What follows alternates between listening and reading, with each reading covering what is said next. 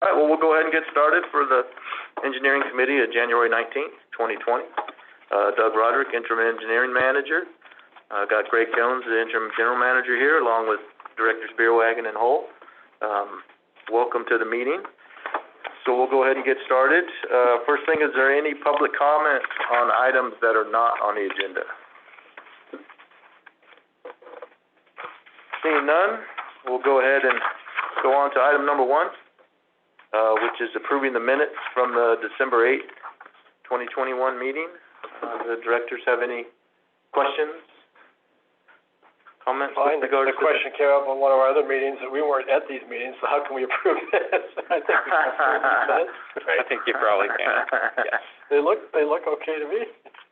Yeah. Okay. Okay, so we'll go ahead and approve the minutes from the December 8th meeting.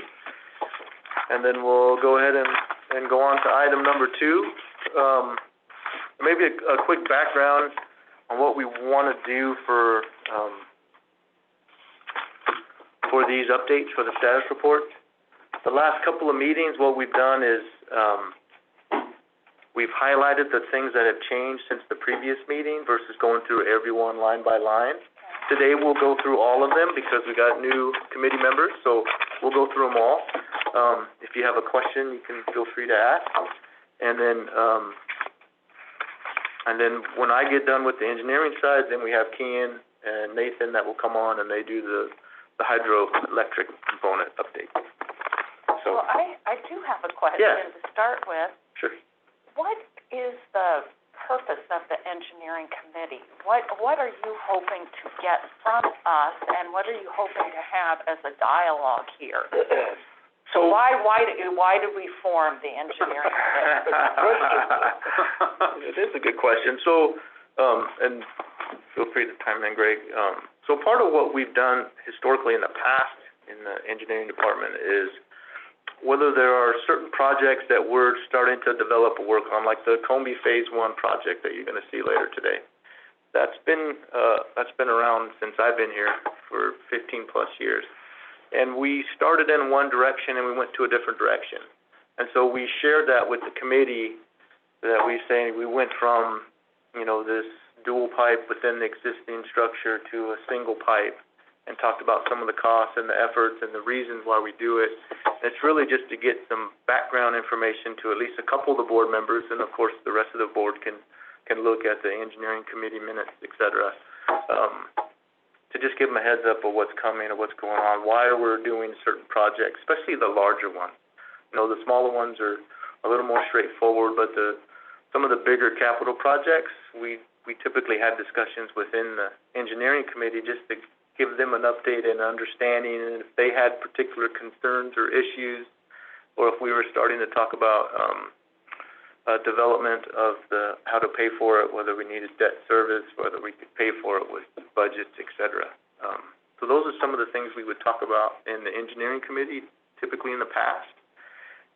And then we would get a recommendation from the committee if we were going to the board for change orders or some of those things that were maybe relatively large that needed to go to the board anyway. And then the idea being is that the committee members have looked at it, they were in agreement with them. Typically they would go on consent, then the board would take the recommendation of the engineering committee and move forward with those things we're talking.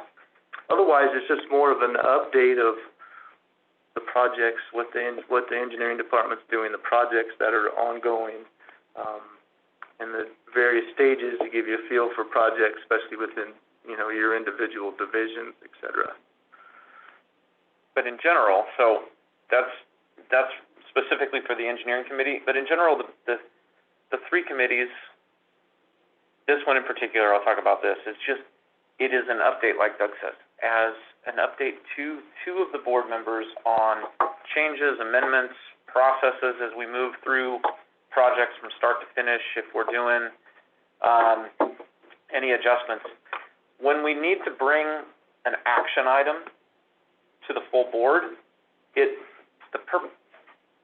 least two of the board members have got a chance to discuss a change or an action that is going to the board. And sometimes that action can go to the board under consent, if it's adding more budget to a project or adjusting how something's laid out based on, knowledge that's been gained over research and analysis over the years, and maybe there's an adjustment to a project. But lately, these committees have been really an update, and we've been going through projects and where things stand.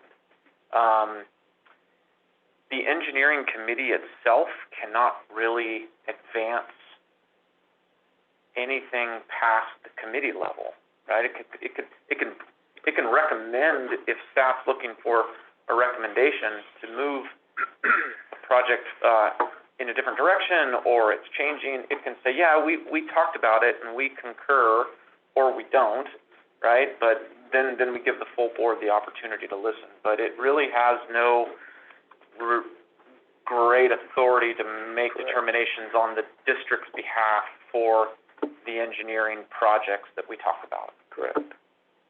That would be a full recommendation and a full discussion and a full assessment by the board. Except for APC, right? APC does have some authority in which to approve a change order or contract amount up to a certain amount. Up to a certain dollar amount, right? Correct. It goes above that, it goes to the board. Correct.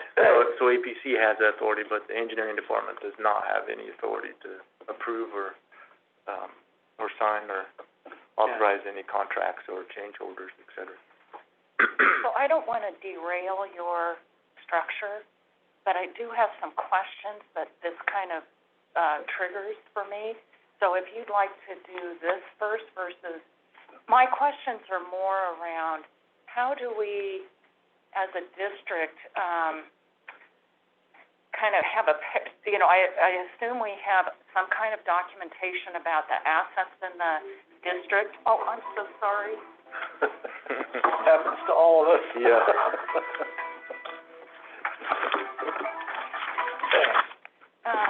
So, as I said, I assume we have some kind of, we have, as I understand it, about $2 billion in assets. And so I'm assuming that we have some kind of like a master inventory of those assets with the age, functionality, kind of what the expected life expectancy of those assets is. And do we bring that here for discussion? And, am I correct that we have that kind of documentation for the district? Yeah. Yes. When we go through an annual assessment on our insurance, we review and give all that information to the insurance agency. Okay. For anything that's over a $5,000 value, right? Wow. We're identifying all of the district assets, facilities, properties, everything. Okay. That's not necessarily in the engineering committee. The engineering committee is projects that the district is working on or will work on. So and wouldn't that be on a list, when Marvin presented the, which document, doesn't, one of the list documents, and it has in the CAFR, in the end of the CAFR, it talks about the value. Those have to be listed somewhere to come up with that value, I'm sure. I haven't seen a list of them, but there's a number down there that says we have, I forget the number. Full asset valuation of the district doesn't fall underneath the engineering committee itself. Right. That's just an ongoing practice that we operate with our, like you say, the CAFR, the audit, the full analysis of the district. And the net worth. Well, yeah, the connection I'm trying to make is between that asset analysis and these projects. Yeah, right.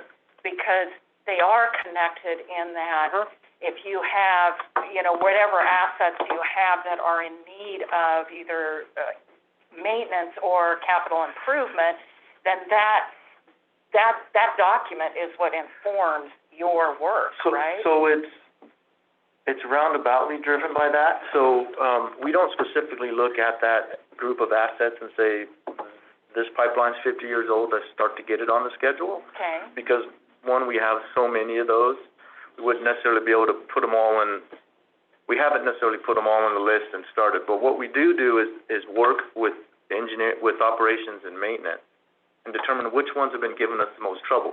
We may have 50 miles of pipeline that's 50 years old, but we've got a 5-mile stretch or a 2-mile stretch that's continuing to give us trouble, leaking, et cetera. That's what gets pushed to the front. That gets driven by our maintenance folks and our operations folks, and hydro to a lesser extent. And that's part of what the CMMS that we're working on with the ERP and the CMMS, we'll be able to identify that so we can query things to say, you know, in the last 5 years, maintenance had to go out on this stretch of pipe 15 times. We need to make that a priority to get that section taken care of to make sure that we can continue to supply water to our folks. So we're starting to work towards that with the CMMS component, but we haven't specifically taken that assets list, and sat down and developed a plan directly based on that list. It's more driven by ops and maintenance on what needs to be done, needs to be upgraded, needs to be fixed, kind of thing. And that's kind of how we've been. And Doug, that conversation happens with ops, maintenance, engineering. Correct. We do that internally. We do that internally on outside of, you know, that's not really a committee-driven level. It's staff-driven, as like Doug says, you know, if we have. That's where the CIP is driven from, right? Correct. So the CIP is developed from those. Yeah, so ops and maintenance puts together that list, and then engineering develops that CIP, and we have, so the budget's based on that, and we try to do a 5-year CIP layout so we can get our budgets figured out. And that's an annual review? That's an annual review, so we update those things as we go into each budget year, because we may have a project that's number 1 on the list this year, and so we start that project, and then something's popped up that becomes more of a priority than that one based on the situation. Then that one will get pushed down, that one gets moved to the top, and we start with that process. So that's why some of these projects can extend a very long period of time before they actually get constructed, because they're continuing to get moved around. And the Combi project would be a good example of that. You mentioned that it was 15 years in kind of the making. And so for those capital projects where there is that longer timeline, I'm assuming we have other issues like that, potentially the BEF maybe, where it's the timeline from initiation or identification of that being an issue to when it actually gets addressed is longer than a 5-year CIP. So is that more of an informal process that, you know, that prior to something actually rising up to being an organizational priority with funding? So that's at the budget development process for the following year. We bring the 5-year capital improvement plan. We talk to all committees. So when we have done the budgets in the past, the engineering budget comes to this committee. We talk about that in June or July. And we talk about the 1-year plan that staff and has put together in terms of, this is the money that we want to use for next year to do these priority projects. And we go pretty detailed into those, right? And that's at this committee level. In the M&R committee, the maintenance department goes to the M&R committee. The rec department goes to the M&R committee. At the WHO, the hydroelectric department goes to the WHO committee, and we talk about those specifically. And then at the end of that process, about a month's long worth of committee meetings, 2 board members have really understood in depth of what the next year's priority is, and particularly for the engineering committee, you look at that 5-year capital improvement plan as part of the annual budget. And so you get a sense of what staff believes is the priorities of the district. And then when we get to the full board, we talk about those again. And so the full board understands the priorities of the district from the eyes of operations and maintenance and staff. We talk about BEPs. If there's going to be a BEP project we're working on and budget is put towards it, the board should understand what the purpose of that BEP is and why we might be moving that forward. Right, and the BEP's a little bit different than some of our replacement, repair, upgrade stuff, right? Because that's more of a global look at, we need to make sure that all of our treatment plants have redundancy built into them so that we can continue to supply water in case of issues, right? That's why George is intertied with Loma Rica and vice versa, which is intertied to Lake of the Pines. Auburn is kind of on its own, but it's also tied into PCWA, so we have an alternate supply in there as well, and also two different sources of raw water for that. Lake Wildwood is kind of on its own. There's nothing there that we can share or tie into, right? So that's part of the overall global thinking process of wanting to make sure we have all these systems with redundancy built in as best we can to be able to do that. So that's where the BEP gets driven from. What's that stand for again? Backbone Extension Backbone Program. Okay, that's what I was going to say. That's why the Backbone Extension is proposed down there, and Correct. it is a big project, but it's also an intertie. Correct. So maybe I can bring that back to this meeting and this list.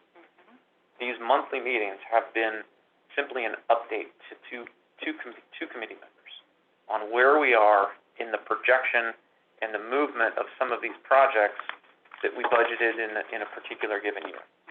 So you see a whole list, and they're broken up by these different sort of program categories and programs. Many years ago, we developed this programmatic approach to the engineering budget. And that's what you see here, this number one, pipeline replacement, is a programmatic development. And so it helps prioritize and it helps focus staff and activities and budget and the board around specific lanes, if you will, so that we're, after 100 years, there's all sorts of different priorities, there's all sorts of different things that need to be fixed and moved forward. So how do we best develop those activities? And over the years, we've developed this programmatic approach to bucketing chunks of money and time and resources and energy so that we're hitting as many elements of the district's operations, maintenance, replace and repair, new pipeline extension, backbone extension, so that the engineering department can keep up and really be that service to the rest of the district, the operations and maintenance, so that they can go out and do what we need to do. Anyway, that's kind of the way that I think NID in general has built its budgetary process around your initial question is, how do I know sort of what the breadth of assets are, and how do we combine that list of assets to make sure that we're hitting and prioritizing the right things? Right. Some of these big pieces, like the Combi Phase 1 or a backbone extension to Lake Wildwood, those are board. The board directs staff in these actions, and staff brings these projects to the board, but at the end of the day, the board approves and moves these projects forward. Some of this other stuff, PRV replacements, those are maintenance and R&R. Those are things that staff is, hey, this has got to be replaced. But some of the bigger projects, that's clearly where we need a timeline of development. Right. And to bring 2 board members and then all 5 board members up to speed to put a chunk of money in, to bring forth resources, to, whether we have to bond for it. I mean, there's so many elements that go into it, which is why Combi took so long to put together. That's kind of my thank you for that explanation of the process.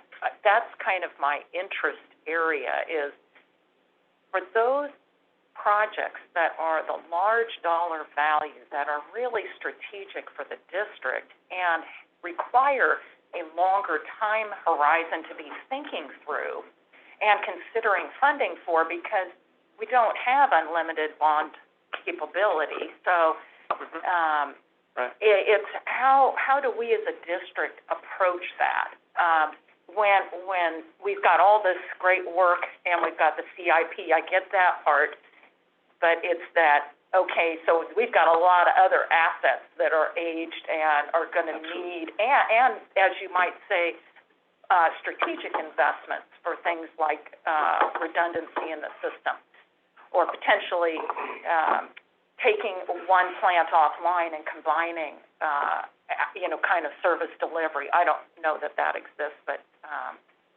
so that's my kind of query is, an additional query is, for that longer time horizon, how do we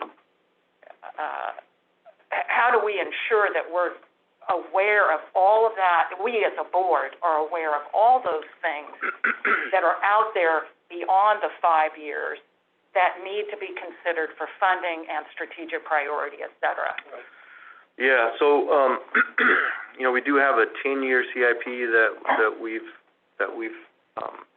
discussed previously. I don't think we did it this year, in addition to the 5-year, which just looks a little farther out. In terms of the budget, and that was why the programmatic stuff, the smaller projects get moved around within there. So the board's really approving $1.2 million for the raw water replacement program. And there's a bunch of projects in there, and those may change and move around, but you're approving the dollar figure for that program. The non-programmatic, which is typically where these larger capital projects reside, the board approves those particular projects when they approve the non-programmatic component of that. So you have a little bit of feel in terms of some of those larger projects that are on the list, and how we move forward with them. But anyway, would you all define again for me, because it's taken me 2 years, I still haven't. Programmatic is in the budget annually. It's not a separate item thing, but non-programmatic is that my general? Right. It's specifically, so the budget, that when approved a budget, the non-programmatic, that dollar amount is specific to each project within that's identified. So typically bigger projects. Correct. Okay. Whereas, right. And we'll go through this and you can see some of that, whereas the programmatic ones, like a pipeline replacement or the raw water replacement, we may list 6 or 7 or 8 or 10 projects in there, but the board really has approved the budget of $1.2 million to do that work. We may start the highest priority project and run into a right-of-way problem or run into a sequel problem. We jump down and start to work on another one while this one slows down. It allows us that flexibility to continue to try to get projects moving forward. Ultimately, construction contracts and larger consulting contracts still come to the board for approval, even within the approved budget amount. So you still have that secondary requirement of approving these contracts. Typically, most construction contracts are going to come to the board because they're typically over the threshold of either myself, the general manager, or the APC, right? It's pretty easy to spend $250,000 on a construction project. So most of those come to the board for approval anyway. And then, of course, if we need additional money, that need also come with the budget amendment, et cetera, to ask the board to take money from this project to put it to this project or this program to put it to this one, that kind of thing. So. Yeah, so we're now halfway into this fiscal year's budget process, right? And we're working on projects that we've approved in June and July, October officially of this year. And the engineering committee at the moment is an update. There's not, if there was something unique or special that Doug and his team needed to bring to the board for some furtherance of approval from the board, it would be kind of a line item specific, and we would bring that as a background and information, and we ran into this problem, or we see this opportunity, right, and we want to adjust, and there would be a kind of a shift in direction, and bigger than just, hey, we've got a PRV program had a bit of a hiccup, so we're just moving priority level 3 up to 2, and we think we can take care of that in the fall, right? Those are not sort of rising to the level of bringing the members of the committee into that level of specificity beyond just an update to that Doug would talk about if there was a change. But if there was a real adjustment that's needed, if we needed to, one of the treatment plants needed some incredible upgrade or something, that's those are the non-programmatic that are gonna be its own special, unique budget. It's gonna be defined, and that's when the board is gonna be, we're gonna walk the committee members, and then as well as the board, eventually those bigger, as we look out to the 5-year CIP and then the 10-year CIP, those are discussed internally on an annual basis. We typically bring those to the board on an annual basis during the budget process, so that you've got a flavor of what's out there in a decade from now. I think that's really helpful. Maybe we're not putting specific budget to it. We might be putting planning time to it, right, and thinking about how we're going to interact and how we're going to connect and intertie different things. But, right, if it's like, well, we anticipate, the life expectancy when we really need to hit this is in 7 or 10 years from now, and we pretty much are going to have to bond for another $25 million. Marvin puts that in his 5-year projections. We incorporate that into different things, just as similar to we've put in the hydroelectric relicensing. Right. We know that's coming. We've built that into our 5-year capital improvement plan for the district as a whole. That's embedded in a 3-year, basically year 3. We're looking at $65 million worth of bonds. In fact, historically, as I might interject, I get into the weeds of the history, but I read some stuff. In 1977, they started saving a reserve program for relicensing. I was astounded that they were already looking at it in 1977. They didn't have a reserve program, right? And they started the process at that time. Yeah. And now where we still are. Yeah. 15 years. Absolutely. We started it. Anyway. But I think that's important, right? That we do look at these bigger capital projects. Right. And have those discussions with the board before we come to the board saying, hey, by the way, we got to spend $25 million next year. Hurry up and let's get something done so we can roll forward, right? I mean, minus some catastrophic event, knock on wood, that we never have. Things like the Scotts Flat spillway, we know we have to upgrade it. We know we're in that process, right? That's still several years out before we actually start that construction. So those are in the 5-year budget that Marvin's looking at, that you guys will be looking at in terms of your rates and all that kind of stuff, right? All those things are happening in the background. They don't necessarily all go to the board or committee level in terms of those internal discussions, but we have all those internal discussions. And so we then bring that to you guys in more of a polished format, for lack of a better term. Yeah. Well, I think given the importance of those capital investments for those big ticket items that are very strategic, that require that longer time horizon, I think those are really important to be explicit within our conversation. So I love the idea that you have a 10-year plan, and because that really is a good time horizon. I'm sure you even think further out than that, but that's a good time horizon from a fiscal point of view and resource allocation perspective. So I think that's great.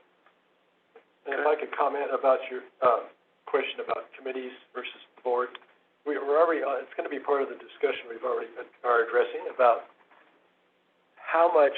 And one of my interests is because I'm very interested in this stuff, but it's not necessary for me as a board member to know all this stuff. But I think the philosophical question is how much time do we want to spend at the board level getting into the weeds versus getting into the weeds at this committee, which is I don't have the answer for today because I'm not been long enough, but I think it's on the horizon to talk about it. So we're with you on that stuff. Is tweaking that whole system a little bit because I like the weeds of engineering and hydro.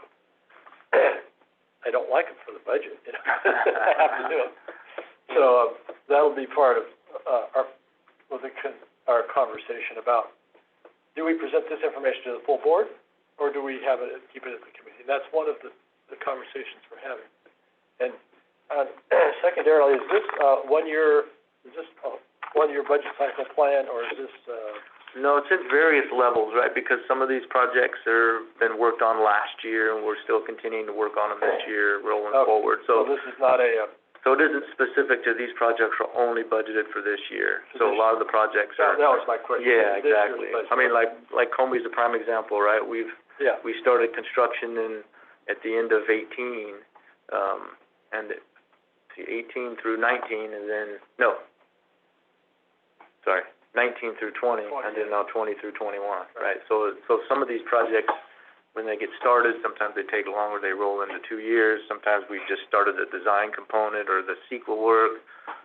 We've done that, but now we're into January, February, and we're still working on that. So this is projects we're currently working on. And these not dollar necessarily amounts, very specific to. these dollar amounts are in this year's budget.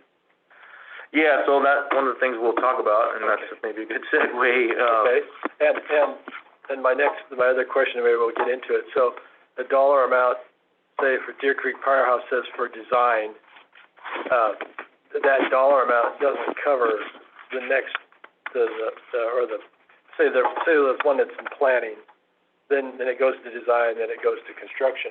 That's phases. But these dollars don't cover all of that. Not necessarily, correct? Right, It depends on if this year was the design component side of it, and we're gonna build it next year, right? Some of those are spread out that way. Some of these are be designed and constructed in the same season. So it'd be a hodgepodge of that in terms of what that money is allocated for. Yeah. Cool. All right, we wanna go ahead and, Does that answer the question? Yes, that's a great orientation, thank you very much.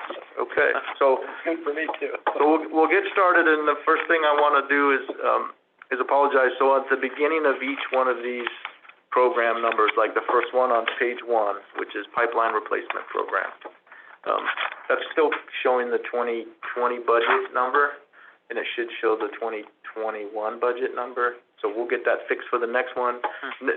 And an example here, 2020 budget was 1.5 million.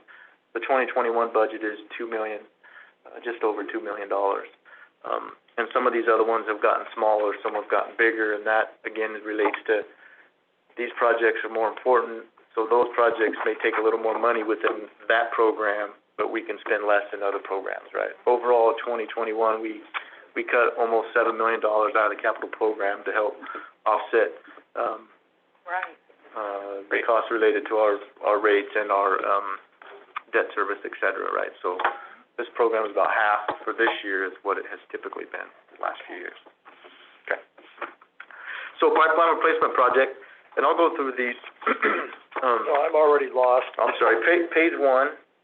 You can see it says page 1 of 3. 1 of 3 at the bottom there, and its first line says pipeline replacement in bold, right up on top. Non-hydro, Oh, no, Look at the one at the top is he's in page 1 of the hydro. engineering. Oh, there's two page ones? Yeah, there's 2 page ones we want. Okay, let's see a little bit. What we did at the request of the committee members last year is we kind of broke this into, and we've got hydroelectric key. Correct. And so Doug's gonna cover the engineering, Oh, here we go. I guess, water. I got it. Thank you. Yeah. I'm So sorry. we broke it into 2, Okay. just for clarity, hydroelectric project, and then, So I want a different page 1. Yeah, All right. page 1 of the water side. There we go. All right. Okay. So pipeline replacement, and this is related to. So this is the treated water side. This is what for pipeline replacement. This is more of the treated water location. So, Litster Avenue and Country Club Terrace. That's in final phase. Our maintenance crews actually did all that replacement project. They're just waiting for weather to do paving, which actually has been very nice, but I don't think the contractor has set up a schedule yet. So pipeline's been installed, the services have been tied over to the new pipeline, so it's just getting on its final moments. Rough and Ready Roundabout, that's the county here's kind of a brief description here. The county's realigning the Rough and Ready Road. They're gonna put a roundabout up here. And so we got a water line that runs through that. And so we're talking with them. Originally, we wanted to have them pay to move the pipeline outside of the new roundabout, so we wouldn't have to maintain it. But now we've started to talk about whether we want to just get the easement to be able to run a new pipeline whenever we do need to replace that. That will be outside the roundabout, and we can just abandon that one without having to fix, or to dig right in the middle of the roundabout, which we prefer not to do. I'm sure. Now, is that one of the areas of the backbone, does the backbone go? Yeah, it would, that's part of the program backbone. running down there, correct. Yeah. But that's the pipeline that's already there is existing pipeline, but not necessarily for the backbone. Okay, Yeah. right. Christian Life Way, we're in design on that. That's, we're looking at an alternative route. We got some cross-country pipeline there. It's old, needs to be replaced. We're having trouble with it. We're looking to maybe realign that within roadways to make it easier for us. Cross-country and backyard lot stuff is just very difficult for our maintenance guys to do any kind of work in there, because everybody doesn't want their backyard tore up after the pipeline's been underground there for a long time. Can I ask a question? Yeah. And actually, I'm not a pest, but... No, not at all. So on an issue like that where, obviously maintenance is out doing all the work, so they're the ones who really see in the field what the problems are. And as you say, the CMMS system helps facilitate that identification of issues. But once an issue is identified, does engineering take over and then say, here's the best solution for this issue? Correct. That's your role? Right. Well, Okay. at the same time, obviously, working with the departments, right? Because we need to make sure that what looks good on paper, it makes sense in the real world, and sometimes it does and sometimes it doesn't, right? So at that point, we'd look at it and say, we think we can rerun this route this way. It needs to be an 8-inch pipe or a 10-inch pipe to be able to make these services. And then we work with maintenance and ops. We send them the drawings. We have discussion. Does this make sense? Yeah, we'd rather not have this here. We'd rather move this over here.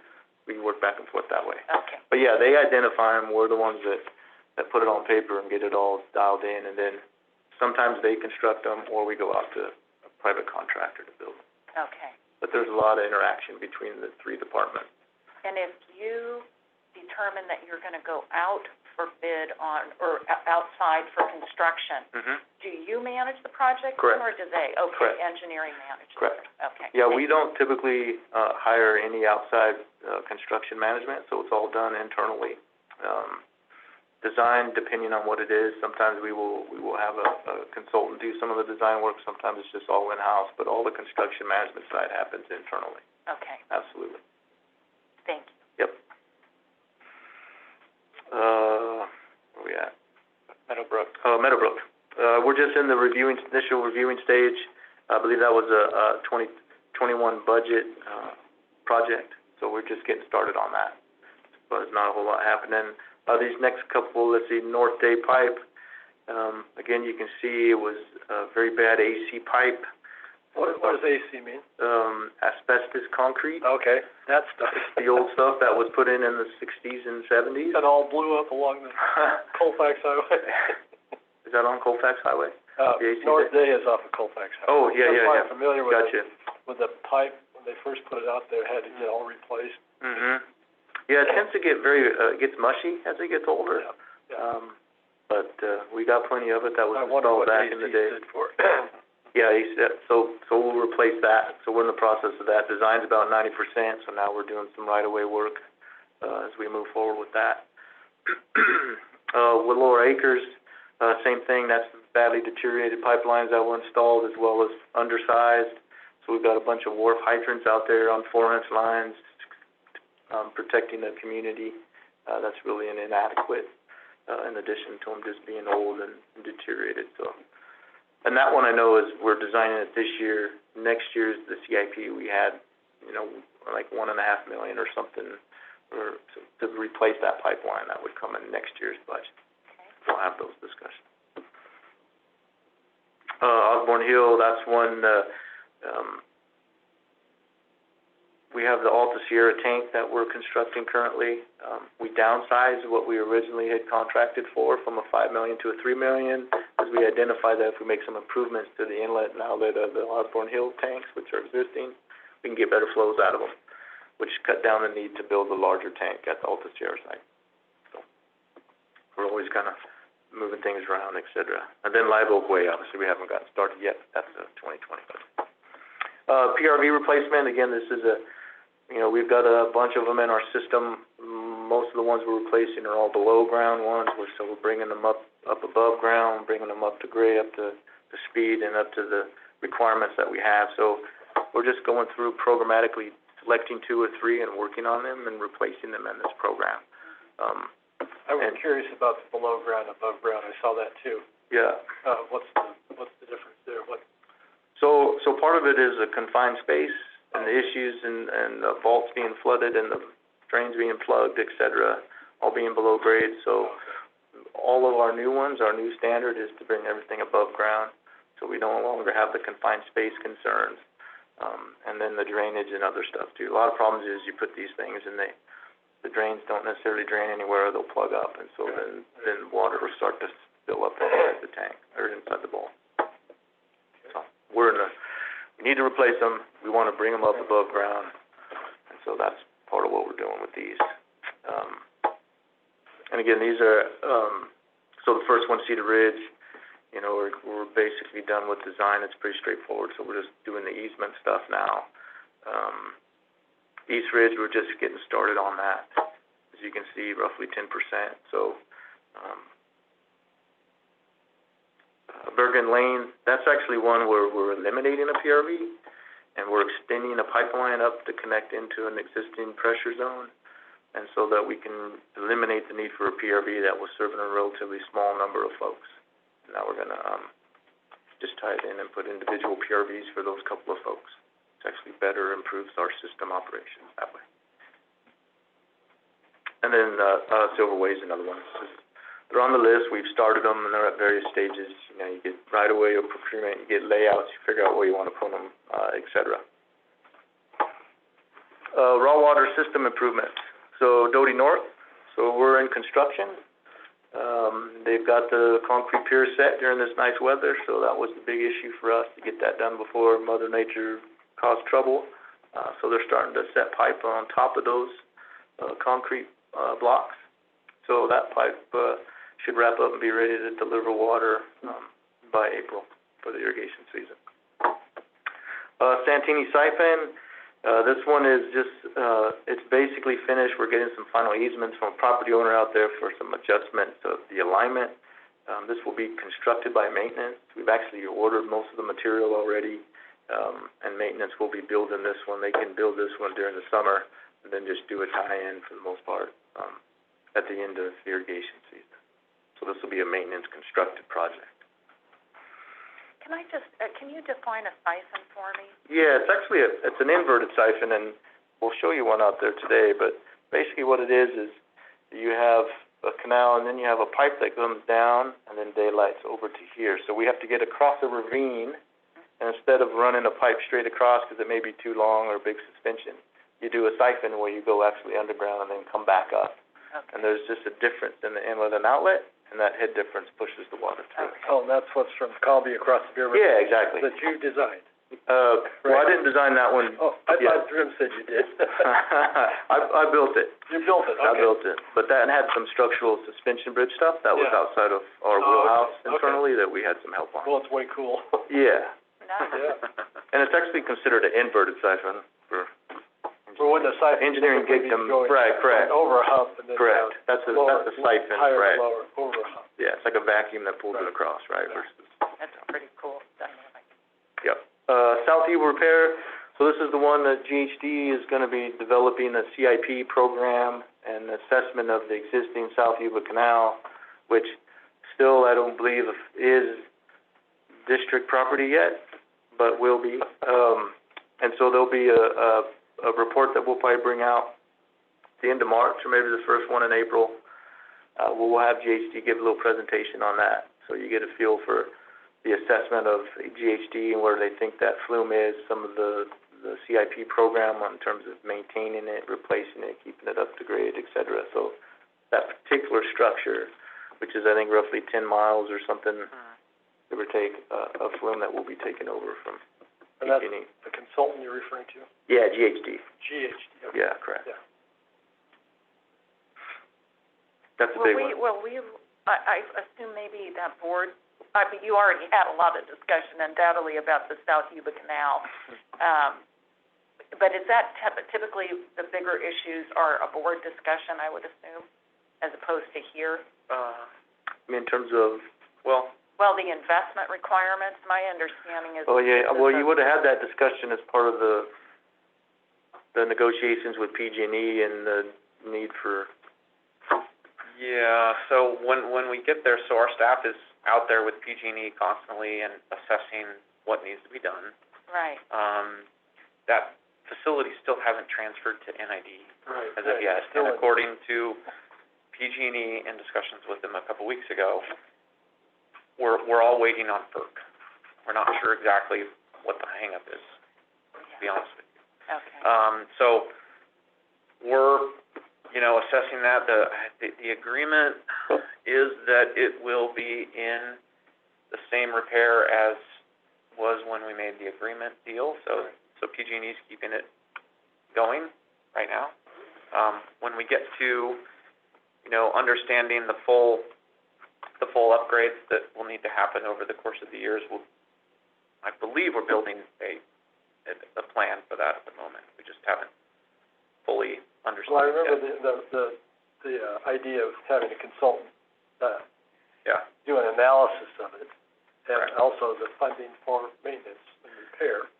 Right, develop the CIP for it. And the FTEs, so we started that process, but have not, we're in this limbo land now. Yeah. We're kind of in this weird limbo land, which Right, we right. should have had this moving by now. Yeah. It's going to be ours. It's just Yeah. a matter of when the final escrow closes, lack of a better term. Okay. Well, it's FERC's final approval First, of escrow. the transfer, because it's Because it's got a powerhouse in it, right? yeah, it's Yeah. coupled away from the Bowman Spalding hydroelectric project as its own entity with the Deer Creek Powerhouse. So there's some complications there at the federal level breaking that apart, and so we're just honestly it should have been completed, but it just hasn't been. Okay. And it is it's at the request of FERC at the moment. They have everything that they need in order to finalize it. It just hasn't been finalized yet. Okay. Thanks. Okay, so the next one's the Maben Canal, and this has been multiple phases that we've been going through, working on the Maben Canal. So, it's in design now we'll create a set of drawings and documents and move forward with that next phase of the canal rehab and upgrading of the system. So I remember you presenting this last spring, February, March timeline to the board Presenting, for the Maben Canal, and, was it the contract for? well, it was just as I recall that it was a discussion of the project itself and kind of the investment requirement, and then how much you expected to see in, kind of how many new customers would be served or expansion of sales to existing customers. So, I'm drawing a blank. I don't remember doing Well, that. maybe an update, because it's been under construction during the last 2 years. There was construction Yeah, there's going been on. several phases of it. Several phases, yeah. well, I apologize. No, that's I'm drawing okay. a blank. So my question is really, when you're looking at a project like this, which is going to extend service to a small number of customers, do you do, a cost-benefit analysis, return on investment? I mean, how do you look at it from I realize it satisfies the mission criteria, but do you also look at, we expect to see a certain rate of return or cost-benefit analysis of these kinds of investments that extend or enhance service, but are really borne by the district? So that's a little tricky. We don't necessarily do a cost-benefit analysis. Part of the reason we upgrade and make improvements to these raw water facilities is because they need them. And a benefit to that is we upsize them to allow, there may be a moratorium to allow additional services to go in. I'm trying to think of a project that we've upgraded specifically or solely for just allowing more customers. And I can't think of one off the top of my head. So it's kind of a combination of things. Like the Doty North, for example, that was built in the 40s, so that needed to be replaced. We replace it and we upsize it at the same time to allow that additional water to flow to folks that want water that currently can't get it. Okay. the trick with all of our infrastructure is it's going to be very difficult for it to pay itself back. And how I say that is we may get 10 additional customers, but it may cost us $1 million to make all these upgrades and replacements. It's going to take an incredibly long time or longer for those folks to actually do that, right? And if projects were based solely on that, we probably wouldn't be doing very many of them, just because of that purpose. But we have existing customers that continue to rely on the water in addition to the new customers, right? So that's all part of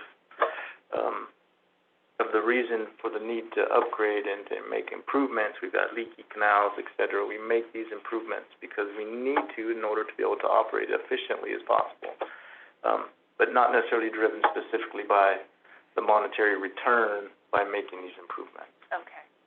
Yeah, I'm uncertain of any project that has been solely decided or analyzed on the fact of an ROI back to the district. I mean, I think we certainly need to assess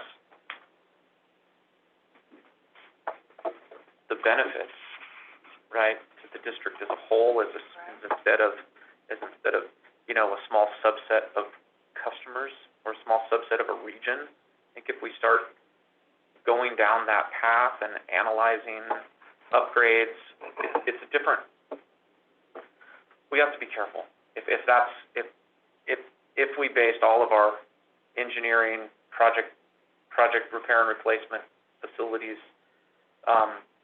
upgrades on that side sort of an analysis, and I totally understand, I think, where you're going with it, that comment. It would be a perhaps we would slow down the machine, and we would be less efficient over time if we, because we base these on operational need, right? Most of these CIPs in our meetings are based on operational need, and there's customers certainly that have a need, and if we can upgrade and move a little more water through an upgrading of the siphon and lifting a moratorium, and we have additional customers on the other end, and we know that more and more people are coming to us with, I want more water, right? I want to extend the water season. I want more water to help. My well's going dry. My leaves are drying up sooner than they should, and I'm worried about fire. All these other things, and so we need to be building these projects in a way that we're effectively creating efficiencies within the district's flow. Yeah, I think that's a very legitimate point. I mean, efficiency of the system and, as you point out, inefficiency because of age are certainly things that need to be considered. I just wonder if there might be one piece of the analysis might be to include return on investment, so that we're looking at, the point you made is you got to fix the leaky issue or whatever degradation has occurred in the system. Got to fix that. I can understand that, and that stands by itself. So it just seems like that would be a valued component to have as part of the analysis, which I think in a way you get to, as I recall the documentation that you presented a year ago, so it's a little rusty for me. But anyway, I just was curious if that was part of the analysis. I think we always look at it. If it's a moratorium, clearly we've identified it as if we upgraded this, we can lift the moratorium. Yeah, and that's part of the 20 more customers, which is part of the raw water master plan, right? When we design things now, we design it based on the currently approved raw water master plan. So those have specific flow requirements or flow projections. So we size our structures accordingly to be able to meet that future demand based on that current raw water master plan. When we get a new raw water master plan update, then we change it based on whatever that new particular flow requirements are. The soft service areas, the number of customers, et cetera. So, if I could comment, this dovetails into the cost of service study we did and the discussions we had about that whole thing, and coming to the conclusion, as PCWA also did previously, to have a postage stamp approach to the whole district rather than identifying, because what really happened is when we identified how much it cost to get water down to Lincoln, Right. then we could just abandon that because it cost too much. So Right. that was pretty eye-opening at that, when that report came out, that, yeah, there's going to be some people who pay $1 million to get water to, and the next one $50,000. I mean, it's because it's such a convoluted district we have. I mean, it's so complicated what we have. Right. The infrastructure's so big. Yeah. So I think it was a good look at that. Because I get what you're saying. That makes sense. Okay, from a business standpoint. Yeah, But, it's just one you know, thing to add into being explicit in the conversation, to me, is important. Yeah. But there are other factors, because we have a mission to accomplish, and Absolutely. the mission drives things, but at a certain point, given limited resources, in Right. some instances, we may not be able to Right. do all things for all people. And so, We daily we're not allowed or need or can do all things for all people. I mean, right? yeah, that's It is a limited resource budget that we constantly have, Yeah. and the need does daily outweigh the ability. Yeah. So, when we get to something that's on paper, hopefully it's been looked at in multiple different ways. Sure. But Yeah. certainly the point about, is there an ROI that we can look at? It's possible. okay. Thank you. Let's see, next one, the hate siphon. So the siphon number one, this was one where the pipe is down at the toe of somebody's pond. A lot of seepage, a lot of concerns and issues with going in there and trying to replace that pipe or dig it up and look at it. So we've identified some improvements to the inlet structure and the outlet structure, culvert upstream.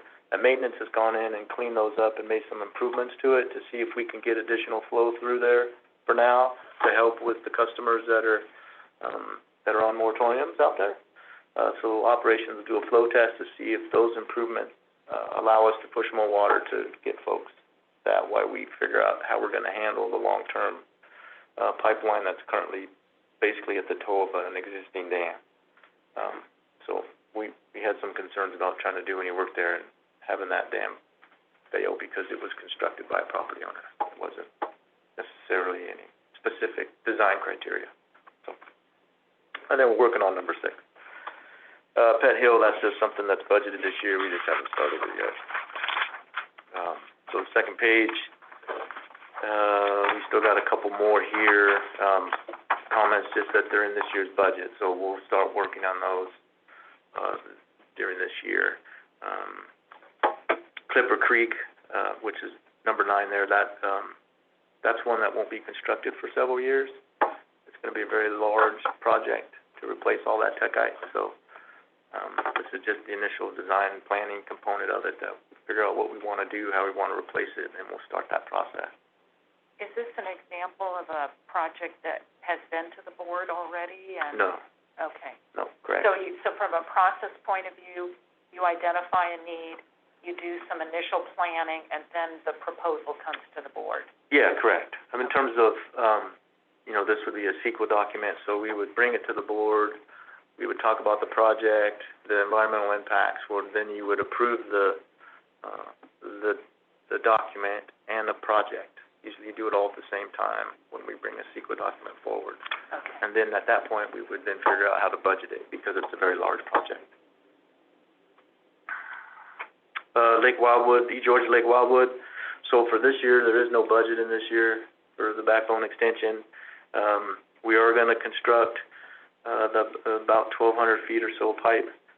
Maintenance is going to do that. We've purchased the material. We've got the design drawings to maintenance. So this is part of the improvement to our existing system. And so we decided to do that first.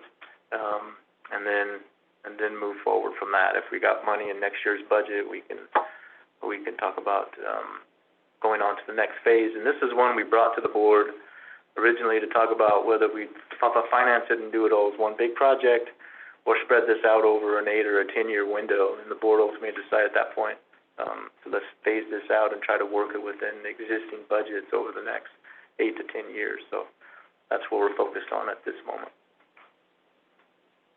So the money for that pipeline and the purchasing of the equipment, that was all done under the 2020 budget. We had money in there to do that. So that's what paid for that. But it's stalled in the But it'll get installed in 21. Installed in 21. Correct. Yeah. Yeah. Okay, non-programmatic. So Combi Phase 1, if we get to go out there today and take a look at it, we're continuing to install the 96-inch RCP. We've got the inlet structure has been poured, going into that siphon, Director Beerwagon was talking about, as well as the 48-inch pipe. So they're moving along. They're going quickly. Contractor has been excellent in terms of his abilities to continue to work. We're still ahead of schedule. Supposed to have water turned on by March 30th. I think last time I checked, we were about roughly 20 days ahead of schedule. We did run into a little supply hiccup, but we think we've got that resolved. So we're continuing to move forward with that. Alta Sierra. So we've got the, I don't have to read every line for line. They're basically out there. We've got the sub foundation has been done, and now they're bringing in, I think they're bringing in base rock today to get ready to pour the slab for that 3 million gallon tank. So they're moving forward. And getting with that, Hemp Hill. So we're still in the development of the document, which we'll have out the draft document, draft EIR in April, which is part of the stipulation that we agreed to. Looking at some various alternatives, including some fish passage alternatives within the structure, within the ravine. Those are also going to include some recommended upgrades or replacement of the existing structure, because a lot of the fish passage options are relying on that structure to be there in terms of the hydraulics and the elevation, and that's a structure that has had issues in undermining before. So it'd be, you build something and then the old structure falls apart. That'd be kind of a bad deal. So we'll be bringing that forward as we move on. Mostly, so the next one is in North Auburn. We're working to get that backup generator at North Auburn Treatment Plant. We're going to have some more internal discussions, because recently that section has been added to the hospital grid at Auburn, which means they don't typically get impacted by the PSPS events nearly the same. So that's something that we'll just need to see if we want to go ahead and spend the money and have that backup there or not. But we're currently working to get that squared away, to put a backup generator in there to run the plant so that we could operate in a power outage. Most of these other ones are within this year's budget. We just haven't really gotten started yet on them since it's January. And then Centennial, we did a quarterly update. The bottom of that non-programmatic quarterly update is Centennial at the last board meeting, or committee meeting. So the next one would be March. So the March one, we'll do another update. Loma Rica DFWLE, that's one that we brought back to the board and had that discussion. We don't have any money in next year's budget, but we tried to potentially make that a smaller project to fit within the money we had in the 2020 budget. So we've sent out everything to the property owners. We've had a couple of meetings. Now we're waiting to see the application and the response to see if it's a project that will continue to move forward and what that project will look like. The board was supportive of potentially building the whole project. Depending on what kind of a response we get, we may or may not still want to build that whole project. And those responses are due by the end of this month? Yeah, or sometime in this month? Mm-hmm. Yeah, okay. Yep. So once we get that, then we can figure out if there's a cluster that needs to be built. Maybe it's a smaller project still, or if it's the full project, or no project. Or no project. Right. They don't meet the minimum requirements. Has the district always funded these water line extensions? No, this is a relatively new, within the last 7, 8 Yeah, 9 7 to years, 10 years. something like that. Quite a while. Yeah, before it had historically had been, when I first started here, if a community wanted it, they had to deal with it. They had to pay for it themselves. They had to figure out how they were going to finance it and how they were going to build it, and they would have the engineering done and the whole thing. So this was a relatively new one that the board members, that was a key value to them, was to get water to folks that didn't have it, and this was one of the opportunities to do that. Okay. So that's where that was driven from. Okay, thank Yep. And then Maranatha Place is obviously on hold, no budget, et cetera. And that would jump forward, assuming if this one fell apart, then we'd talk about moving forward with the next one. Urban and ag plans, we've got that consultant under contract. We've been supplying operations, has been doing an awesome job supplying a bunch of information that goes into these documents. You know, the ag plan's basically a look backwards. It's not necessarily a look forwards document as much as it's a look backwards in what you've done these last 5 years. So we're compiling all that data. We expect to have the 2 public meetings, which are, the meetings aren't required as part of the Urban and Ag Water Plan, but we've agreed to do 2 public meetings prior to the public hearing. So the public meetings will happen in February. We're working on the schedule now. Hopefully we'll have that out by the end of the week or the first part of next week. We'll have 2 evening meetings. There'll be Zoom meetings to let people review the draft document and make comments on, and then we'll bring it to the full board in a public hearing, where we'd be looking to potentially to adopt the document at that meeting, so that we can meet. The ag plan has to be approved by April 1st. Okay. So we're driving to try to continue to meet that schedule. Plan for water, Greg, is there anything you wanted to? Yeah, no, that's just gonna come, we've got it tentatively planned for the fall, later on in the year after the urban and the ag plans are complete. Then we'll bring that back forth to the public for some update on the district-wide raw water master plan, essentially what that was, plan for water. And that's an update to a master plan that was done in 2011, finally. I think it was the data from 2011, and it was finalized in 2011. So we'll bring that back in the fall after the urban and the ag are complete. And that is the 50-year outlook for the district's water supply, demands, and hydrology. That then helps drive 5 years. So in addition to, I think Doug mentioned it earlier, in addition to operations needs and drives for a capital improvement program, this raw water master plan also helps drive 5-year, 10-year, 20-year capital improvement outlook of the district. Yeah, that's very helpful. Correct. Yeah. Yeah. Which is like the Section 8 of the raw water master plan, right? The 1 through 7 was adopted by the board, and then Section 8 actually has to go through a CEQA process because it's identifying projects as on how to be able to make these things happen. So, yeah, absolutely. Through all that planning and projections, we can then figure out what we need to do and how we need to build it, and then start to build a plan from that. And it will be a big one. Sure.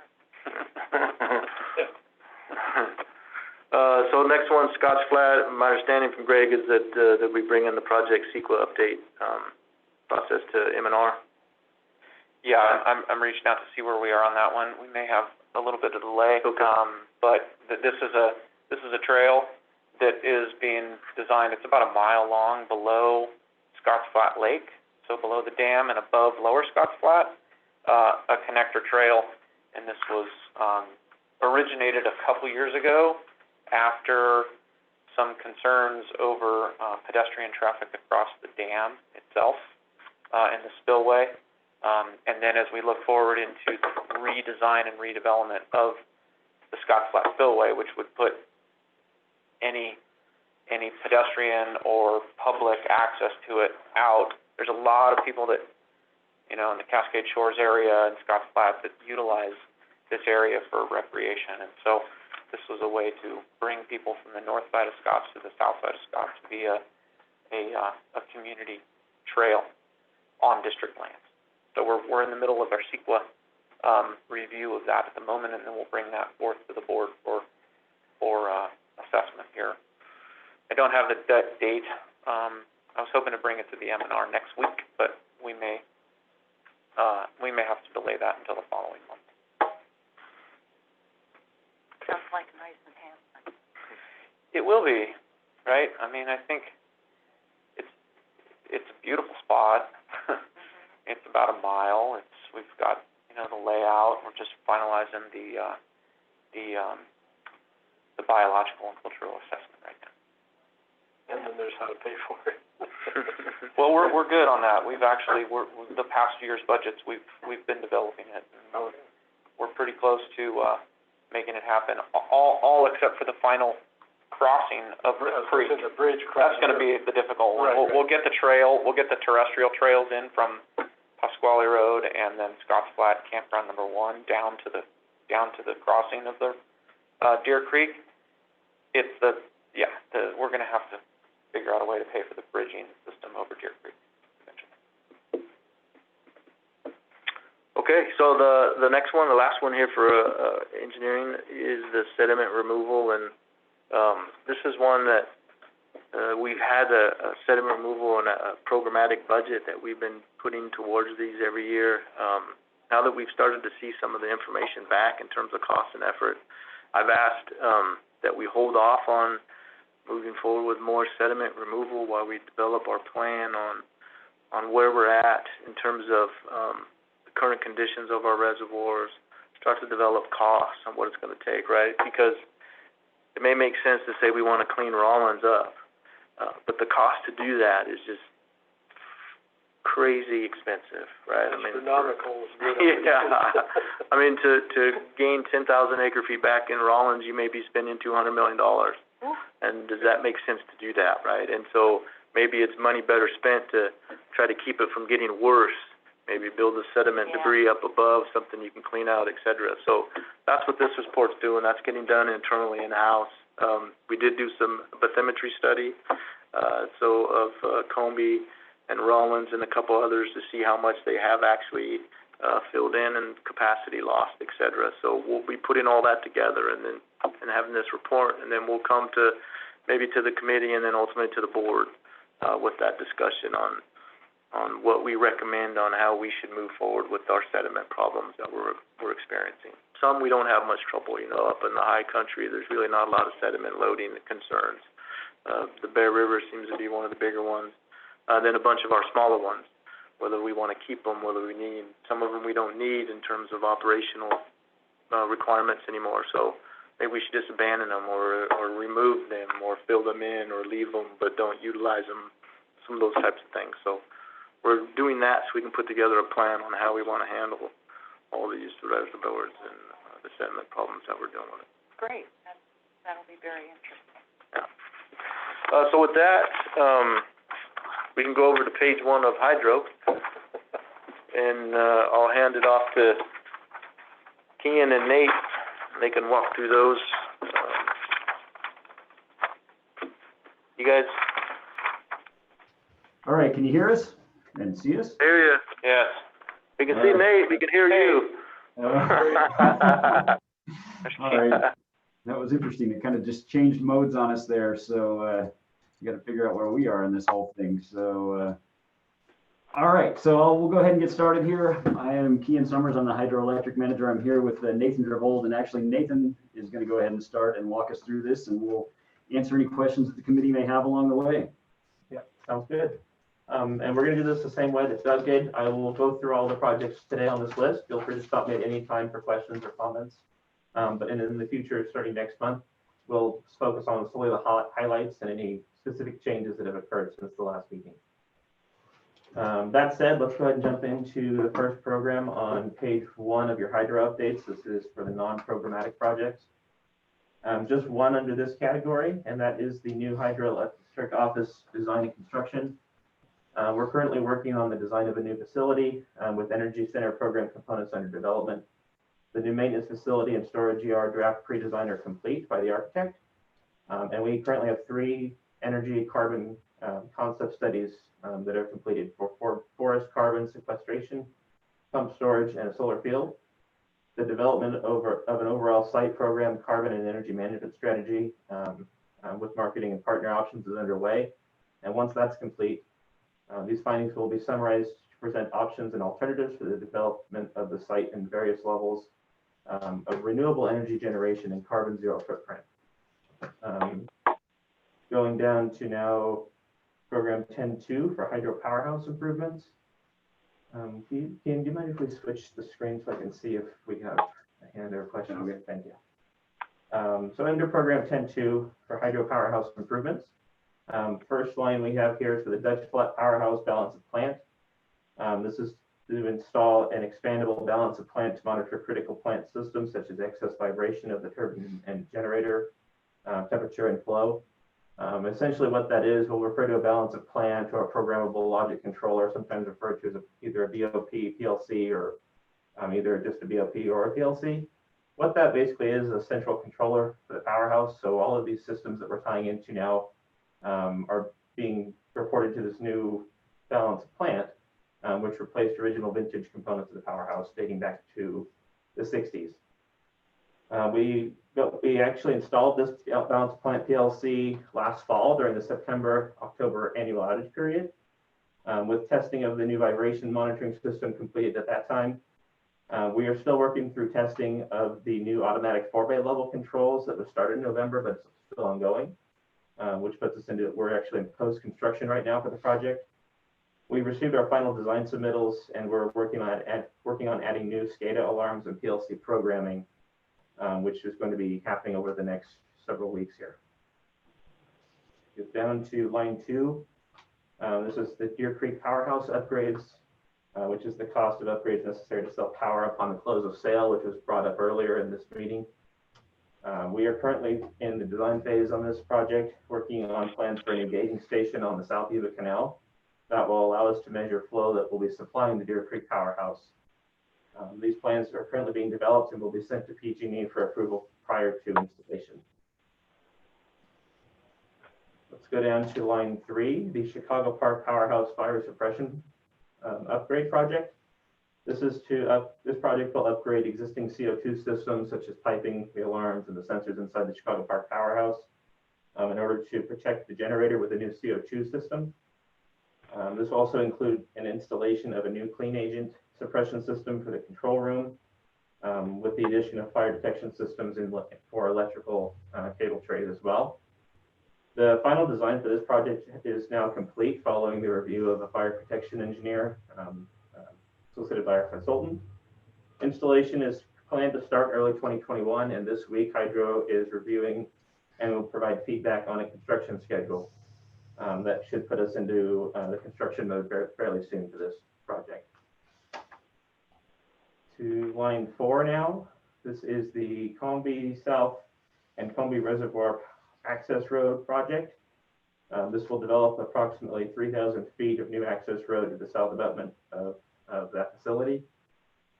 This is in an effort to improve quick and reliable access in the case of an emergency. At this time, the road design is 90% complete. We're meeting with the appraiser for property owners in the area impacted by the project earlier this month, so that our right-of-way team can create an offer package to obtain the easements necessary for construction. Construction on this job will start later this year, likely the summer of 2021.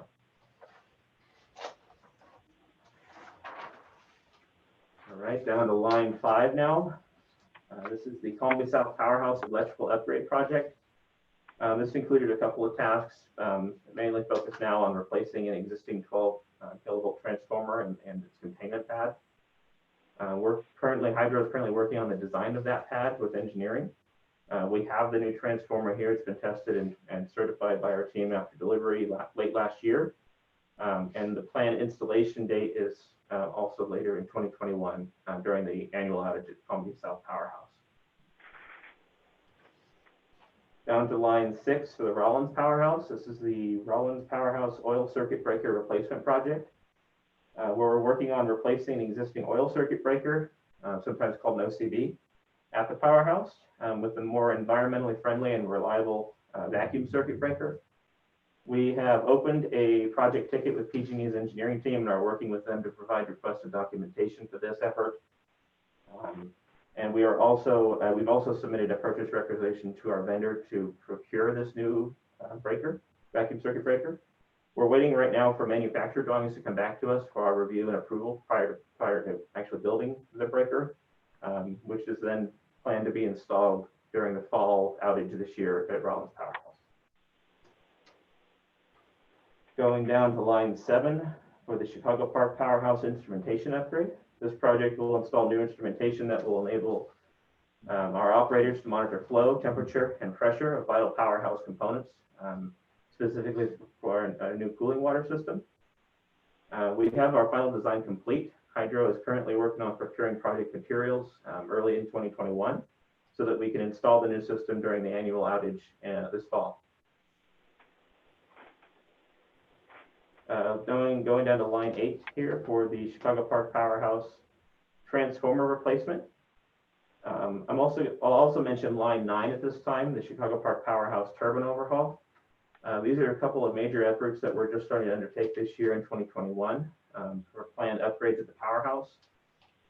These are looking to improve on original vintage components of the powerhouse as well. And at this time, we've solicited a quote from an engineering team to perform a condition assessment of this equipment at the powerhouse in order for them to make recommendations for either repair or replacement. This is currently scheduled to be implemented in 2023, and we're going to be working on scoping these jobs this year in 21. Nathan, if I could interrupt, this is Director Beerwagen, because we've talked about these transformers since I've been on the board. We're talking about there's 3 at each. The 3 of these, right? Not just one, right? I believe this project, Keaton, correct me if I'm wrong here, I think we're referring to the station transformer in this case. Well, you're you're talking about 3 transformer replacement projects, right? Right. Yeah, so there's a transformer replacement at the Chicago Park Powerhouse, which is the one that we're talking about specifically. A year or so behind that, there will be a replacement of the transformer at the Dutch Flat Powerhouse, Dutch Flat number 2 Powerhouse. And then eventually, and on the radar, is the replacement of the transformer at the Deer Creek Powerhouse. But that we don't know when that one will land since we don't know when we'll get the powerhouse. Well, I was a little confused if it was 1 or I thought there was 3, and these are big ticket items, right? This is pretty major work we're talking about, including the turbine. So just curious about that. Yes. Thank you. The transformer will be $1 million on it. Right. So yeah. And as I mentioned, we have a major plant outage scheduled for 2023 where we have an extended time. Typically, we have 2 weeks every year. This will obviously take more time than that. And so as we start to find out this year through our scoping what that might look like, we'll have some more information on what exactly we'll need to be doing out there in order to make sure that we're keeping that plant up and running and reliable. Okay, let's go to line 10 here for the Rollins Powerhouse Balanced Plant Project. Again, this is going back to one of our first projects we talked about this morning, the Dutch Flat Balanced Plant. It's implementing a similar system at Rollins Powerhouse. It's going to be expandable as well, so we'll be able to incorporate future systems and future upgrades into the balanced plant just as we will at other facilities. And at this time, this is just getting off the ground this year. We're starting our design for this project, actually as recently as last week. So we have a contract in place with our engineering consultant to develop that design. And we'll be looking to have that completed by the second quarter of this year so that we can get ready for construction in the fall of 2021 during the annual plant outage at Rollins. Going down to row 11. The Rollins Powerhouse Governor replacement. This will look to replace the Warren Governor and appurtenances at the powerhouse. Again, this is one that this is a new project to this list, so we are in the process of scoping it right now. And we'll be following up with future updates as we determine where we're at with this and what kind of upgrade we're looking to do out there. Looks like we're going on to page 2 of our hydro updates now, and I'm looking at row 12. This is the Rollins Powerhouse Relay Protection Upgrade Project. Oh, still on page 2. I apologize. It's still on page 1. You're on page 1. The last one, okay. Let's see. So Rollins Powerhouse Relay Protection Upgrade Project. This one's looking to replace aging relay protection systems to improve protection of the powerhouse relays, transformer, and generator, all critical systems of the powerhouse. At this time, we are in the planning and scoping phase of the project, and we've consulted with the projection engineering firm to help us develop that scope in the form of a bid package so that we can get started with the design for this project later this year. This one is something that will be a multi-year effort, as has been mentioned earlier. We hope to accomplish at least the start of the design this year, probably wrapping up into 2022. And depending on the scope of the project that we develop with our consultant this spring, we'll be looking for construction moving past the end of the design next year. Looking now to row 13, for the Dutch Flat Powerhouse Cooling Water System Upgrade Project. Another new project to this list for 2021, and currently we are working on the scope of that effort. We're going to be soliciting a proposal to complete the design of this new cooling water system this year with installation planned for 2022. This will follow a very similar pattern to what we're doing at Chicago Park that I mentioned earlier. We'll be getting the design complete in preparation for an in-house install in the future. Down to row 14, the Dutch Flat 2 Powerhouse Fire Suppression System Upgrade Project. Another similar project to one we've spoken about before. This is looking to design, install, and commission a new CO2 and clean agent fire suppression system for the powerhouse, which is, as I mentioned, currently what we're doing at Chicago Park. This is a new project to this, this project's in the planning phase right now. So we are working with a fire protection engineering firm to develop a draft basis of design report. From there, they will have outlined the effort that we will need to undertake to get this fire suppression system installed, and we will work on planning for construction from there.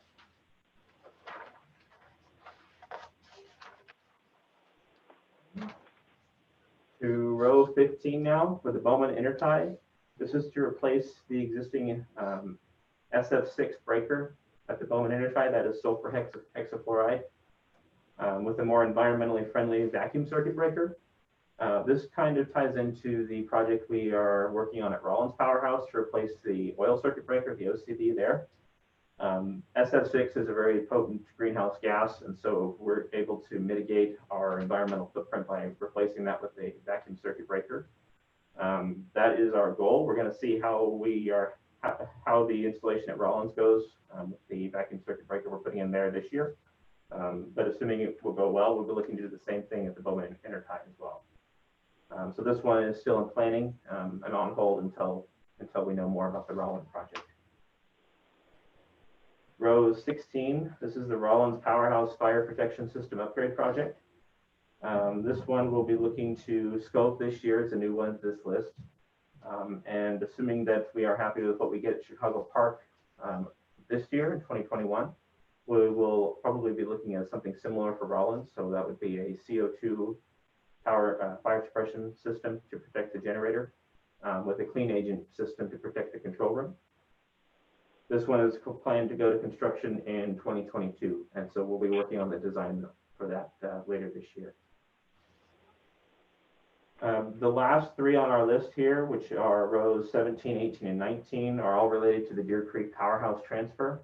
This will be looking to go to upgrade the controls and automation of the powerhouse, complete an exciter replacement and a generator breaker replacement. These are all on hold. We have them to begin scoping in 2021, but as was discussed earlier, that transfer of the Deer Creek Powerhouse to NID hasn't officially happened yet, and so they'll be on hold until we get notice that we are actually taking over that facility. Could I ask a question? Yes. What is expected to be the revenue generated through power generation at the Deer Creek facility? So we hope that it's going to be in the order of about $750,000 a year. Okay. Thank you. Yeah. Okay. Any other questions on program 10.2, the powerhouse improvements, before we go on? Okay. Just an observation. It seems like you're very, very busy, Nathan. Yes. Yes, we have a lot of things going on, that's for sure. Let's go down to program 10.3 now, which are the hydro dam and water improvement projects. The first one, row 1 under this category, is Scott's Flat Spillway Repair and Upgrade Project. This one's currently in the preliminary design phase. In fact, just last November, the board approved the commissioning of a physical hydraulic model for the Scott's Flat Spillway, and a notice to proceed has since been issued to our consultant HDR since then to start modeling, actually create a physical model of that spillway. The results from this model are expected by April of this year, and then the alternatives report that comes out of that process will be will allow us to decide what solution we'd like to implement out there for a repair and upgrade to the spillway.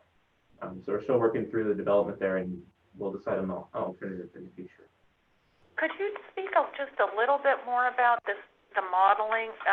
Yes, this is fun. Yeah, we have this physical model, and what comes from that? I would like to better understand that. Yeah, so in the initial design, there are some standard spillway spilling basins,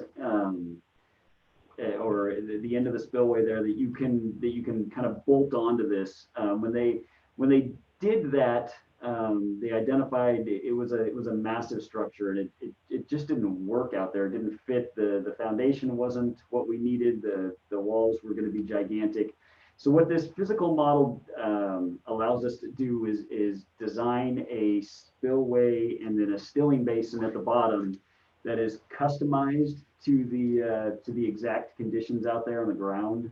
And so essentially what you'll see when we're done with this physical model is exactly a scale replica of what the spillway will look like in the end. We're trying to make the project smaller. Yes, right. And cheaper, right? When you use the standard cookie cutter stuff that King was talking about, we were talking about 40, 50 foot tall walls and some of these things that was just going to be very expensive.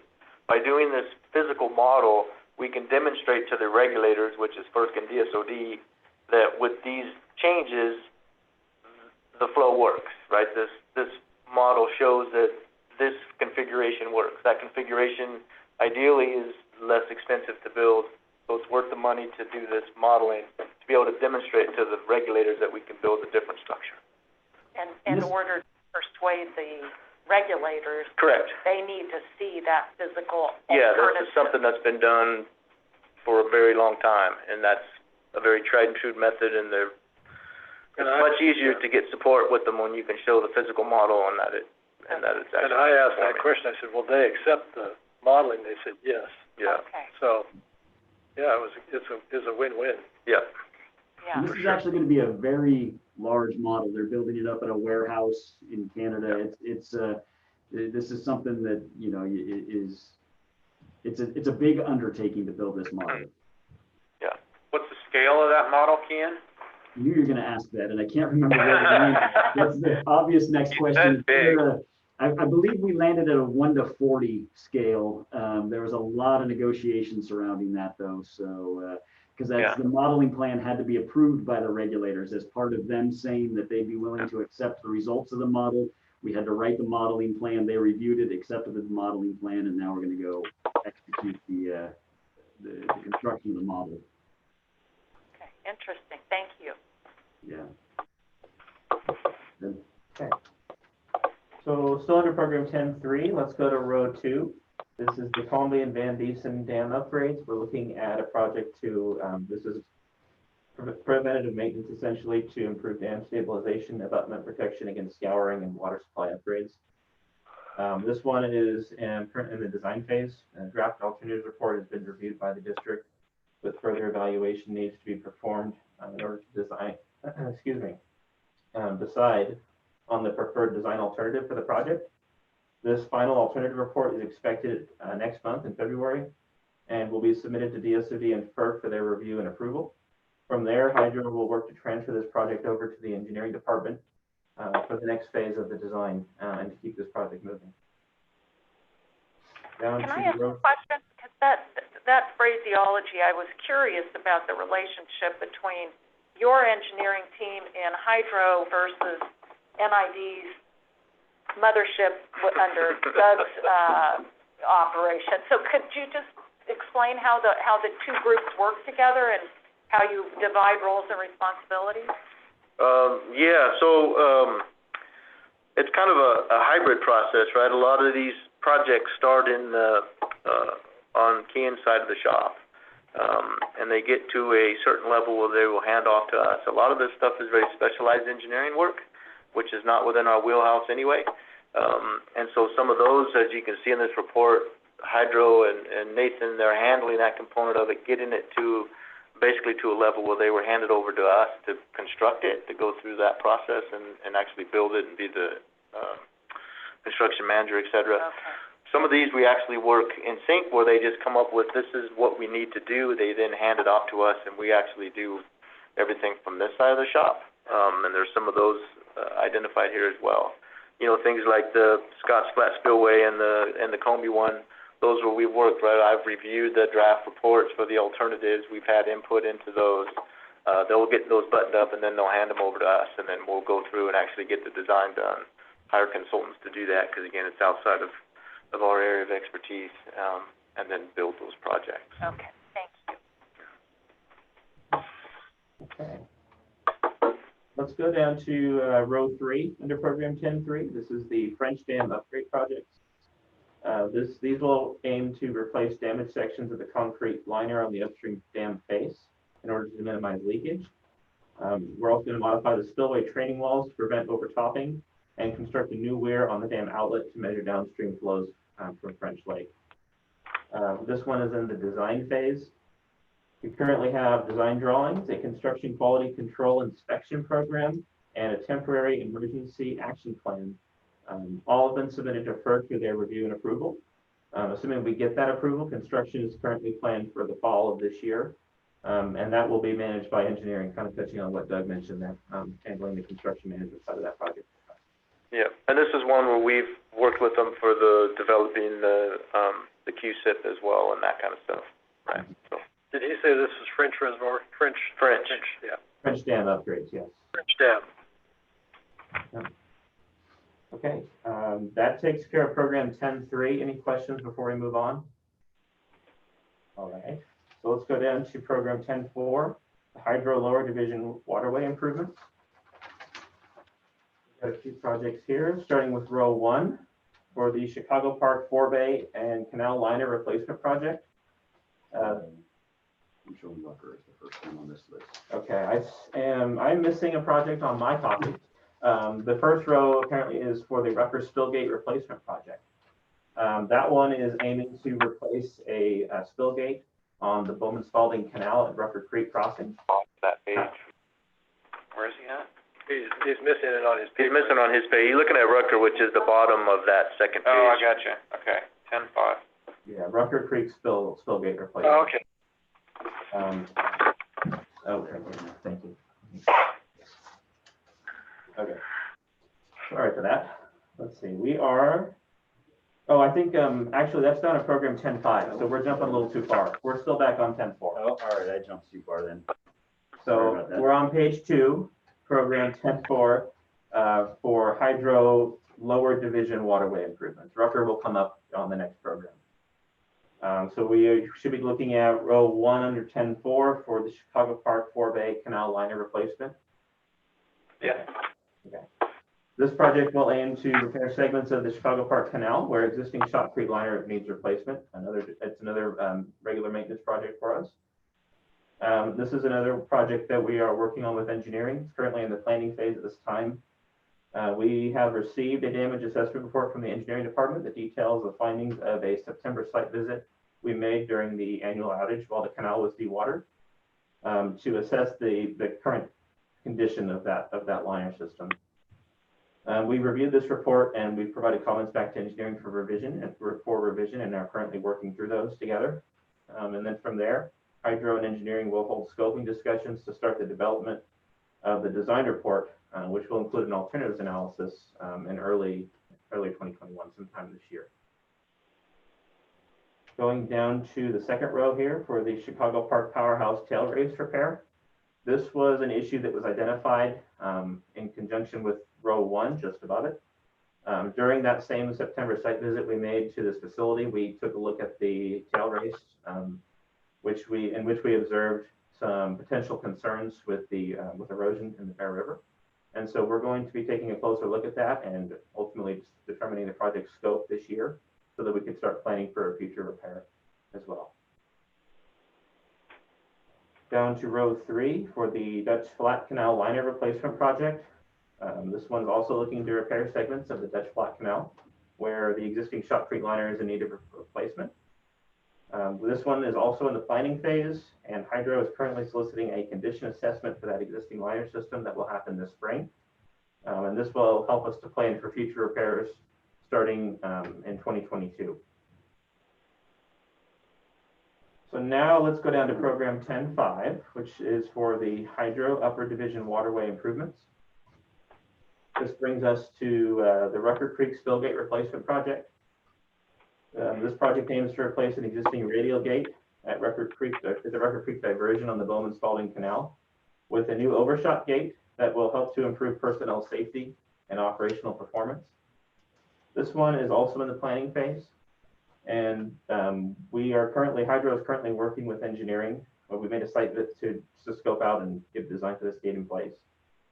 We made a site visit late last year in order to discuss the project scope and our proposed approach to get this gate replaced. Engineering is going to be working with us to develop specifications for this new gate based on operational constraints and needs to plan for construction later this year, if possible. We're going to talk about that a little bit more.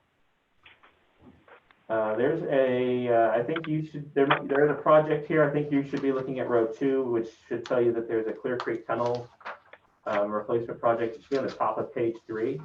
That one actually should have been taken off of this report, so I'm going to skip over that. We don't have budget in 2021, is why it's on this list. So we're going to go down to what you might see as row 3 for Bowman-Spalding Canal improvements for the Fall Creek flume. That should be what we look at next. And currently, this project is in the planning phase.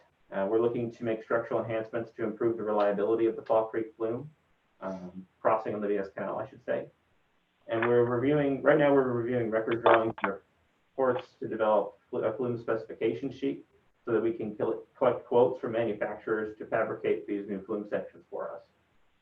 We're looking to release an RFQ early this year with installation planned to start during the annual outage of the VS Canal this summer. Next project on our list is, you might see this row 4. That is the Texas Creek Flume Repair Project on the VS Canal. We're looking to make some repairs on the spillway flume foundation on the VS Canal below Texas Creek. Late last summer, we completed a site evaluation with various consultants from various engineering firms to assess the existing condition of this flume and the spillway structure. We're currently in contact with FERC and are developing plans for a future repair. So stay tuned here on this one. We're trying to work through the scope of this job and what exactly we need to do out there to get this repaired. Last row into this program, this is the Wilson Creek Diversion Dam Rehabilitation Project.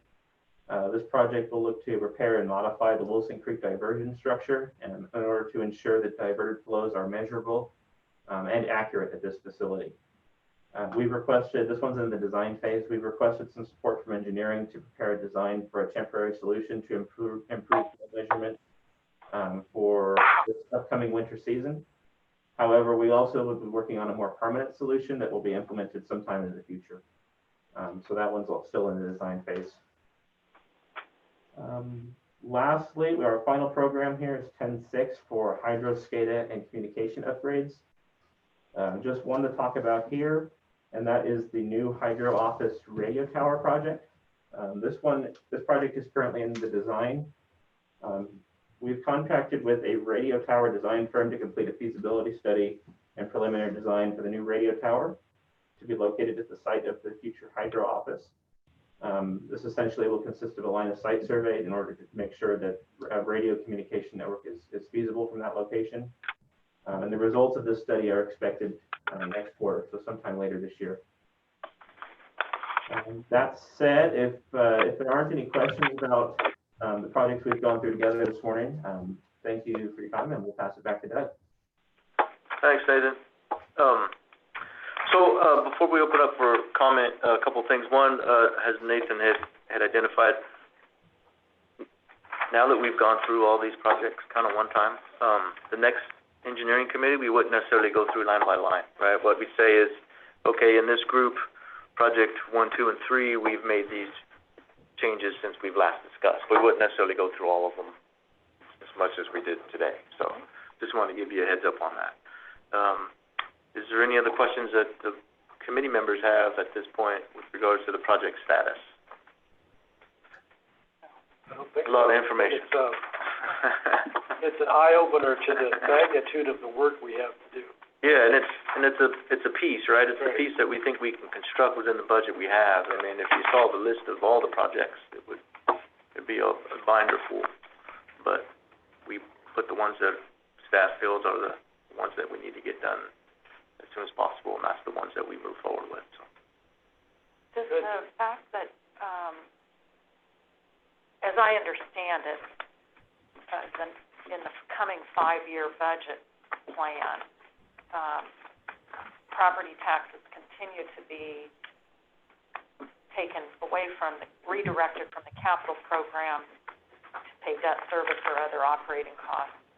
How does that impact that laundry list of things that you have that you would like to be able to work on? It just means we do less of them, right? So it just pushes all of them out. If we thought we could do 10 projects, I'm just picking a number, 10 projects in 21, and then next year, if we had a full amount, we'd do 20 projects. If we only can still do 10 in 22, then 10 of those original 20 we had planned to do will continue to get pushed out. So that was a little cumbersome. Basically, what I'm trying to say is, with less money to build projects, the project list just means those projects get pushed farther out into the world, right? And so a project we thought we could do in 2023 now may be 2025 because we have less money to spend, so all of our projects are slowly pushing outwards. So how would you, I can certainly understand that as an obvious kind of implication of lack of funding. Mm-hmm. There's also whatever you've identified that is getting pushed out, I'm assuming that you would always pick the projects where you've got system vulnerability to do, and that you would never let those be the ones that are getting pushed out, or do we have situations where you're having to make those kinds of choices because of this? So there's a potential for that to happen, right? I think partly is our project priorities can change year to year. Like I mentioned earlier, we may have a project that we don't plan on building until 2025. But something has happened now that makes it the number one priority going into next year. So we're going to move that to the front. And if we have limited resources, then the critical ones we were going to build in 2021 start to get pushed out because this one has come to the forefront. So every year we're working with maintenance and ops and determining, which ones are the highest priority and if their priority lists have changed, because it can happen, right? The maintenance can suddenly be working on a section of canal. All of a sudden they're working on it all the time. So that becomes a higher priority to be able to get that done and taken care of so we can continue to deliver water to our customers. But we may have another canal that's also leaking, but maybe it doesn't leak quite as much. So that one just gets pushed out, and maybe by pushing it out, it potentially can become more problematic in terms of it leaking or failing by postponing the work in it. Do you have kind of a quantitative analysis of that would show that the implication for the deferral of that work? Well, we can talk about those projects in terms of the deferrals and what we would anticipate being able to do versus the budget that we have to work with. I mean, we can definitely put together a list and be able to talk about these are the projects that we'll be pushing out further into the future. A big part of it is the risk management, right? Exactly. It's can I live 5 more years by not messing with that one while I do this one? Right. It No, could it be is. fine, right? Yeah, It may have been there crystal 100 ball. years, and it might be there another 100. Right. Or it might fall off the hillside tomorrow. So, it is all of risk management, and so those are the things that, you know, you gotta look at the risk component and what happens if that. If we lose a canal that serves 5 customers, it's bad for those 5 customers. If we lose a canal that feeds a treatment plant, that's a whole lot more customers, right? So you have to weigh those components as well, or the hazards if something were to fail. You know, those are all things that we have to put together when we develop our plan. But it's just kind of every year we kind of work with what we have, Sure. and make that Yeah. make those calls as we go, right? Yeah. And the premise of the question, Director Hull, is that this year individually, 2021, we decided to utilize those tax revenues that would have been put towards program or projects to help offset some of the costs to run operations and maintenance of the district. Now, we're hoping we don't have to keep going to that well as often as we absolutely need to, because this budget amount is necessary. You know, Doug mentioned this is a small subset of actions that need to happen within the district. There's a much larger, broader list that's deeper. But for every dollar that we pull away that we've received in property taxes in order to spend on capital improvements of our systems, we are only delaying